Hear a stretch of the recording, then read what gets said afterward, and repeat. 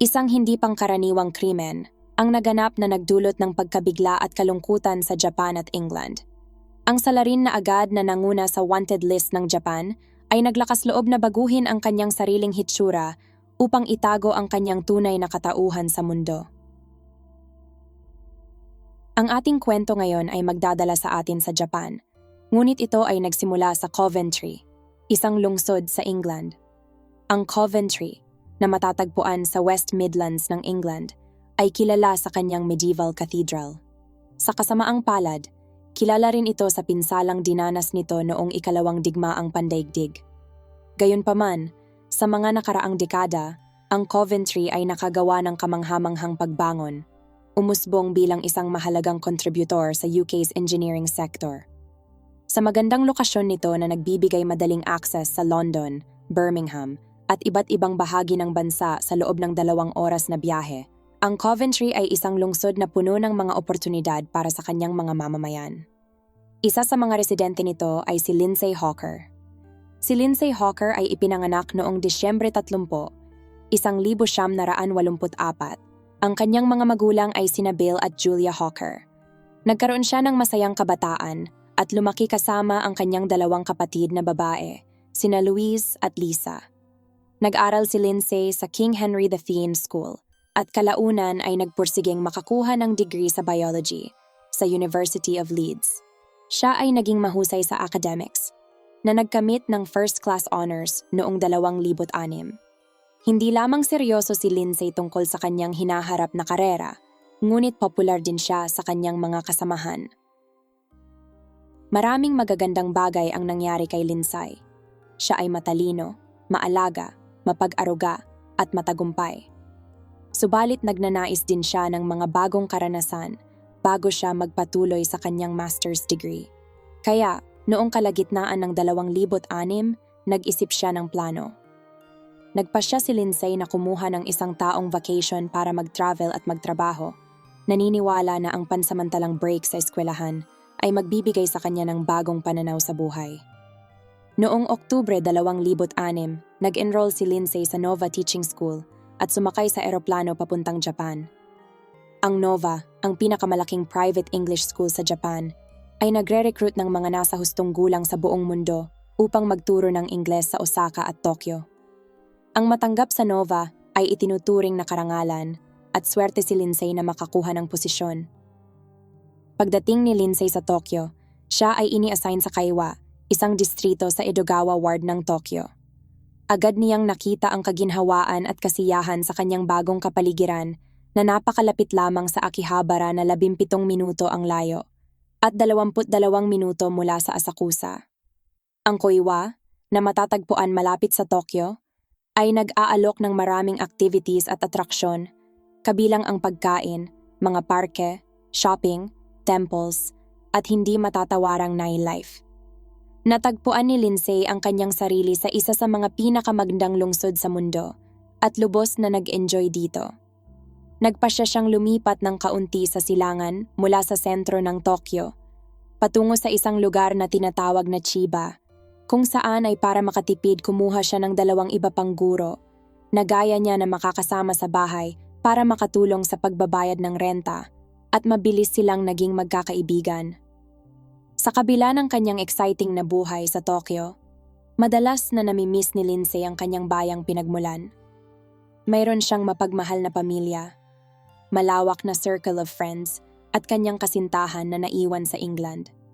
Kaya, madalas siyang makipag-ugnayan sa pamamagitan ng Facebook, Skype, mga text, at mga tawag sa telepono. Sa 6 na buwan ng kanyang pananatili sa Tokyo, noong Marso 2007, si Lindsay ay nagkaroon ng isang nakababahalang encounter. Pagkatapos ng trabaho para sa araw na iyon at pagbabalik sa istasyon ng Chiba, siya ay nilapitan ng isang lalaki habang siya ay nag-a-unlock ng kanyang bisikleta. Binati siya ng lalaki na nag-claim na si Lindsay daw ang kanyang English teacher. Naguluhan si Lindsay dahil sigurado siyang hindi ito isa sa kanyang mga estudyante. Sa kabila ng kanyang mga tangkang putulin ng pakikipag-usap dito, nagpatuloy ang lalaki sa pagsunod sa kanya. Habang si Lindsay ay nagbibisikleta palayo, Patuloy na sumusunod sa kanya ang lalaki, ang kanyang lakad ay nagiging jog, at pagkatapos ay takbo. Sa komplikadong network ng mga daan at walkway ng Chiba, halos imposible para kay Lindsay na iwasan siya. Sinubukan niyang makipag-usap sa kanya, tinatanong ang kanyang pinagmulan at edukasyon. Sa kabila ng kanyang pagiging mapilit, patuloy na sinubukan ni Lindsay na makaiwas sa kanya at awakas, nakarating si Lindsay sa kanyang apartment at itinigil ang kanyang bisikleta. Isang lalaki na nagngangalang Tatsuya Ichihashi ay patuloy na nagpapakita ng interes kay Lindsay hanggang sa kanyang tirahan. Nang sa huli ay naabutan niya si Lindsay. Swing nag-alok siya ng isang kasunduan. Bagaman kakaiba ang kanyang kilos, ang kanyang alok ay simple at walang anumang masamang intensyon. Nagtanong si Tatsuya kay Lindsay kung pwede ba siyang magturo sa kanya ng Ingles. Naramdaman niya ang pangangailangan na matuto ng wika at nagmungkahi na magkita sila sa isang cafe, kung saan siya ay magbabayad ng malaking halaga sa bawat oras ng kanilang pagkikita. Gayunpaman, magalang na tumanggi si Lindsay. Puno na ang kanyang work schedule at mas gusto niyang gugulin ang kanyang libreng oras sa pag-e-enjoy. Mukhang nadismaya si Tatsuya, ngunit tila tinanggap nito ang kanyang sagot. Gayunpaman, gumawa siya ng isang kakaibang kahilingan. Matapos habulin si Lindsay sa mga kalye ng Chiba, nauhaw siya at tinanong kung maaari ba siyang bigyan ng isang baso ng tubig sa kanyang apartment. Nag-atubili si Lindsay ngunit sa huli ay pinayagan niya ito na pumasok sa kanyang apartment. Sa kabila ng kakaibang pag-uugali nito at ng discomfort na idinulot nito sa kanya, nakita niya ito bilang isang oportunidad na ipakita ng hindi direktang sinasabi dito na hindi siya nag-iisa at ang kanyang mga kaibigan ay makikilala ang kanyang mukha kung kinakailangan sa hinaharap. Pagkapasok sa apartment, muling nag-alok si Tatsuya, ngunit ngayon ay may kasamang presyo na. Inaalok niyang bayaran si Lindsay ng 3,500 yen o $35 bawat oras para sa mga aralin at nagpupumilit na ang kanilang pakikipag-ugnayan ay magiging propesyonal lamang. Ito ay isang alok na hindi kayang tanggihan ni Lindsay. Bagaman ang kanyang trabaho sa Nova ay nakakatulong sa kanya na mabuhay sa Tokyo, maaari niyang gamitin ang ilang karagdagang pera at tila madaling pera ito. Sumang-ayon si Lindsay sa kanyang kahilingan at nagpa siyang makipagkita sa isang coffee shop sa susunod na araw. Ipinahayag ni Tatsuya ang kanyang pasasalamat sa pagtanggap ni Lindsay sa kanyang alok. Bago umalis sa kanyang apartment, gusto niyang magbigay ng isang huling bagay. Kumuha si Tatsuya ng isang pen sa kanyang likurang bulsa, kumuha ng isang pirasong papel at nagsimulang sumulat. Sa isang maikling sandali lamang, iniabot nito sa kanya ang papel. Ito ay isang sketch ng mukha ni Lindsay, kasama ang pangalan ni Tatsuya at numero ng telepono. Si Tatsuya Ichihashi, isang 28 taong gulang na lalaki mula sa Ichikawa City sa Chiba Prefecture, ay ipinanganak noong Enero 5, 1979 sa Gifu Prefecture. Dito niya ginugol ang kanyang mga unang taon bago lumipat sa Chiba. Ipinanganak sa isang matagumpay na pamilya, ang kanyang ama ay isang medical doctor at ang kanyang ina ay isang propesyonal na dentista. Bilang isang batang lalaki, nagnais si Tatsuya na sundan ang yapak ng kanyang ama at maging isang medical doctor. Gayunpaman, matapos mabigo sa kanyang mga pagsusulit at hindi na makapagpatuloy sa kanyang mga pag-aaral, nagpursigi siya ng isang degree sa horticulture. Ang horticulture ay art and science of growing plants. Nagtapos si Tatsuya mula sa Chiba University noong 2005. Sa kabila ng pagpasa sa kanyang degree na may maayos na mga grado, hindi naman siya nag-focus na maghanap ng trabaho. Sa halip, nabuhay siya sa allowance na 100,000 yen o $920 bawat buwan mula sa kanyang mga magulang. Si Tatsuya ay walang mga nakaraang legal na kaso, ngunit siya ay naakusahan ng pagnanakaw at assault sa isang insidente ng pagnanakaw sa kalsada. Ang kaso ay naresolba sa labas ng korte at umano'y may kinalaman ito sa kanyang ama na nagbayad ng halos 1,000,000 yen o $10,000 sa biktima. Inilarawan si Tatsuya bilang isang taong loner na may pagka-obsessed sa pisikal na kagalingan. Madalas siyang pumupunta sa lokal na gym at nagbibisikleta ng higit sa 25 kilometro araw-araw. Kilala siyang medyo reclusive at rebellious at walang balak si Tatsuya na maghanap ng trabaho. Kung $900 lamang bawat buwan ang kanyang siguradong pera, questionable kung ang mga lingguhang session sa halagang $35 bawat oras ay sustainable. Pagkatapos ng kanilang unang pagtatagpo sa apartment ni Lindsay, kung saan ibinigay ni Tatsuya ang isang sketch kasama ang pangalan at numero nito, nagkasundo ang dalawa na magkita sa mga susunod na araw. Fast forward sa Sabado, Marso 24, 2007. Nakipag-ugnayan si Lindsay kay Tatsuya at nagkasundo sila para sa kanilang unang aralin sa Ingles sa isang lokal na coffee shop. Makikita sa CCTV footage ang dalawa na nag-uusap habang naghihintay sa linya upang mag-order ng mga inumin. Mukhang medyo relax si Lindsay, bagaman kapansin-pansin na umuurong siya tuwing lumalapit si Tatsuya ng sobra. Sila ay umupo at nag-usap ng humigit kumulang 1 oras. Sa pagtatapos ng sesyon, nahihiya na binanggit ni Tatsuya na nakalimutan niya ang kanyang pera. Iminungkahi niya na sumama si Lindsay sa kanyang lugar, na nasa kalahating milya lamang ang layo, upang kunin ang kanyang bayad at pagkatapos ay umalis. Sumang-ayon si Lindsay sa mungkahi ni Tatsuya at sila ay sumakay ng taxi na magkasama. Dahil may trabaho si Lindsay sa hapon at hindi niya dala ang kanyang bisikleta, hiniling niya sa driver ng taxi na maghintay sa kanya nang dumating sila sa lugar ni Tatsuya. Sumang-ayon ang driver at sinundan ni Lindsay si Tatsuya papasok sa kanyang apartment. Ngunit lumipas na ang ilang minuto ay hindi bumalik si Lindsay. Ang driver ng taxi na nag-assume na nagbago siya ng kanyang mga plano ay umalis sa lugar. Hindi sumipot si Lindsay sa trabaho noong hapon na iyon at hindi rin siya bumalik sa kanyang apartment. Ang kanyang mga kasamahan sa bahay, na naalarma sa kanyang pagliban sa trabaho, ay nag-report ng kanyang pagkawala sa mga awtoridad ng gabing iyon.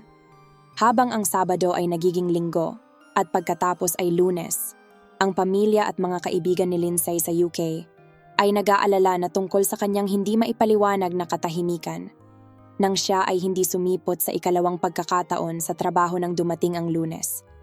Agad nakipag-ugnayan ang paaralan sa kanyang mga magulang upang ipaalam sa kanila ang kanyang pagliban at agad silang nakipag-ugnayan sa pulisya.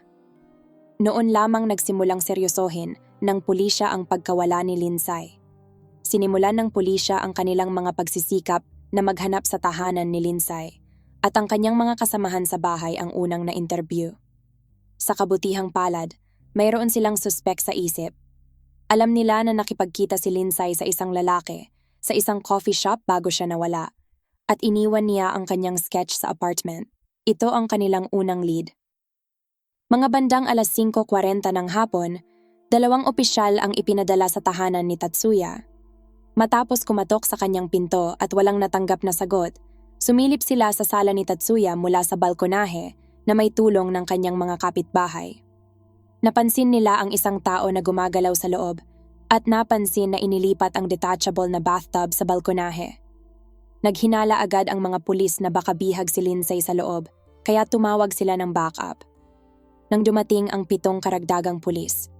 Sa kabuuang 9 na mga pulis na handa nang magsagawa ng raid sa tahanan ni Tatsuya, bigla na lamang binuksan ni Tatsuya ang kanyang front door na may nakasukbit na bag sa likod nito.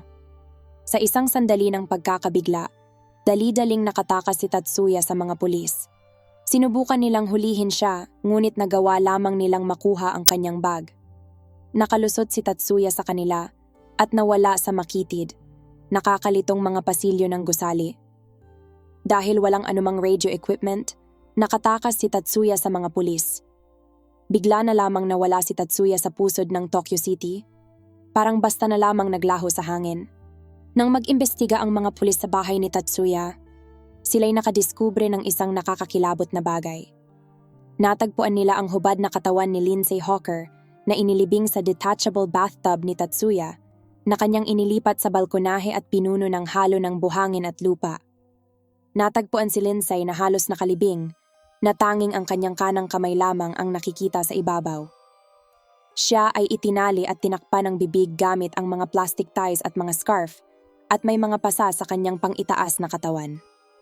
Maliwanag na siya ay matagal na pinahirapan at ang kanyang mga gamit ay kalat-kalat rin sa paligid ng kwarto. Ang bathtub sa balkonahe, na puno ng buhangin at lupa, ay naglalaman ng katawan ni Lindsay. Isang decomposing agent ang idinagdag upang mapabilis ang proseso ng pagkakabulok at ang mga buto ng bulaklak ay inilagay sa ibabaw upang palabasin na ang bathtub ay isang flower bed.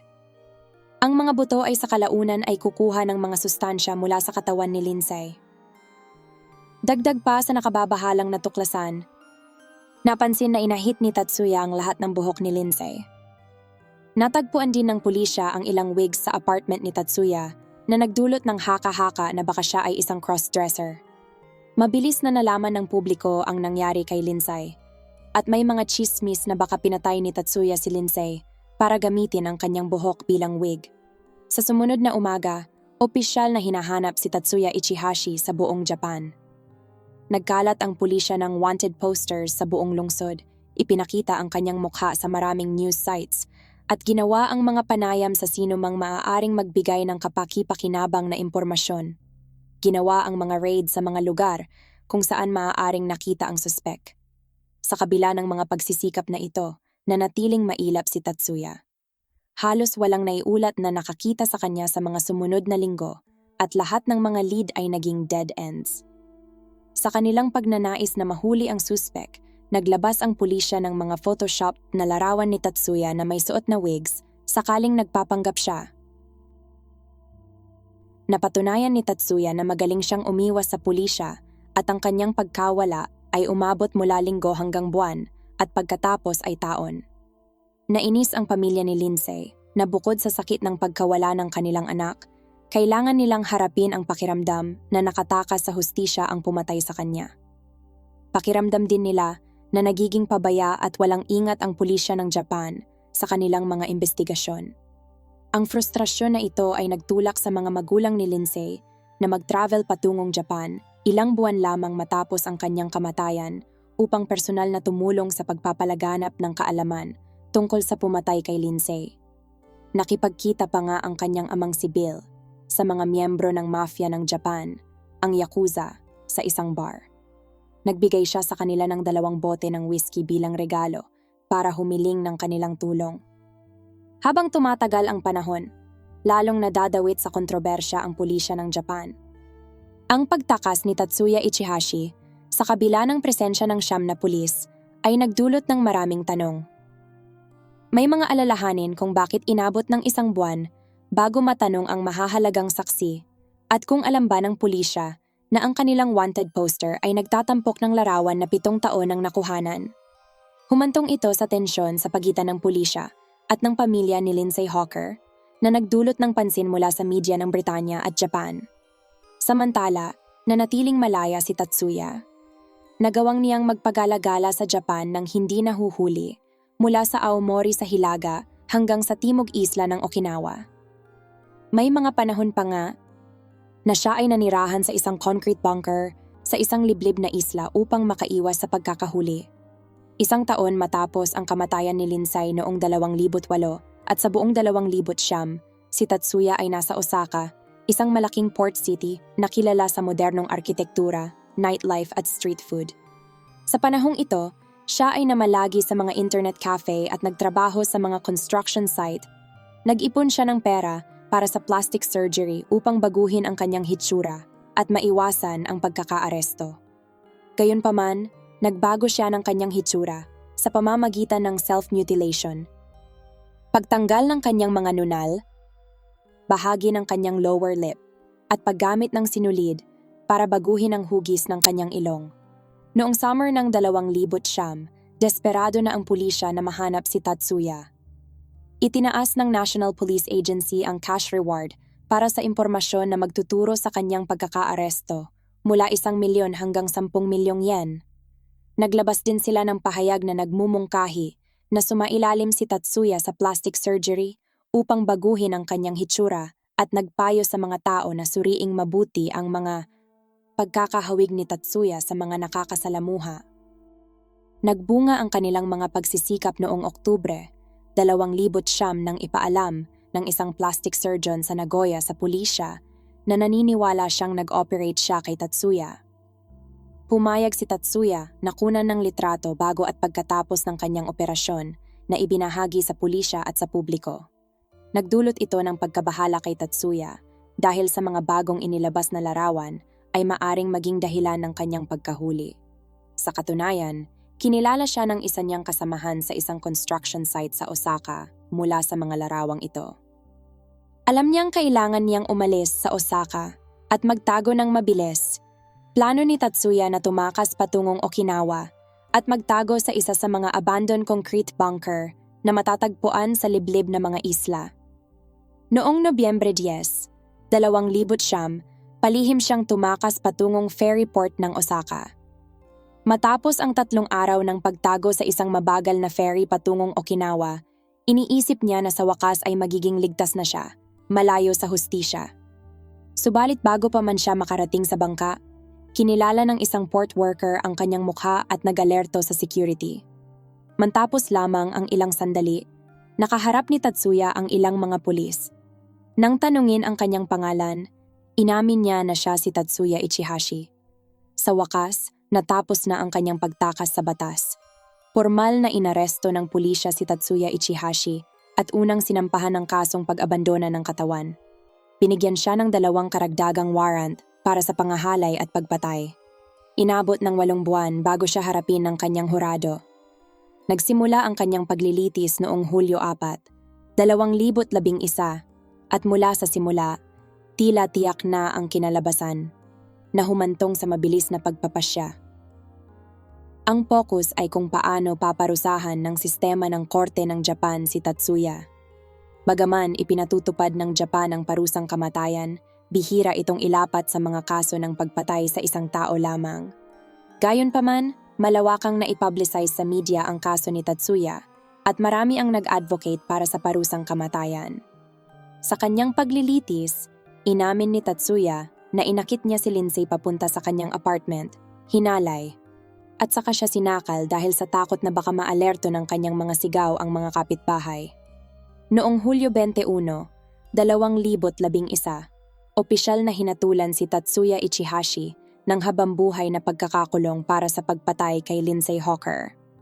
Sa kabila ng kahilingan ng pamilya ni Lindsay para sa parusang kamatayan, itinuring ng korte na hindi ito angkop dahil sa kawalan ng mga nakaraang pagkakasala ni Tatsuya at ang posibilidad ng kanyang rehabilitasyon sa edad na 32. Ang paglilitis ay nagdala ng sariwang sakit at pagkasira sa pamilya ni Lindsay. Hindi lamang nila kailangang muling balikan ang kanyang mga huling sandali, kundi kinailangan din nilang harapin ang mga bagong larawan ng katawan ni Lindsay, isang bagay na malalim nilang pinagsisisihan na makita. Kasunod ng paghatol kay Tatsuya, ibinahagi ng mga magulang ni Lindsay ang kanilang mga damdamin sa media. Ipinahayag ang kanilang mahabang paghihintay para sa hustisya at ang kanilang kalungkutan sa pagkawala ng buhay ni Lindsay at ang mga alaala na ninakaw sa kanila. Tinanggap ng karamihan ng mga tao sa bansa ang hatol na nagpaparusa kay Tatsuya ng habambuhay na pagkakakulong.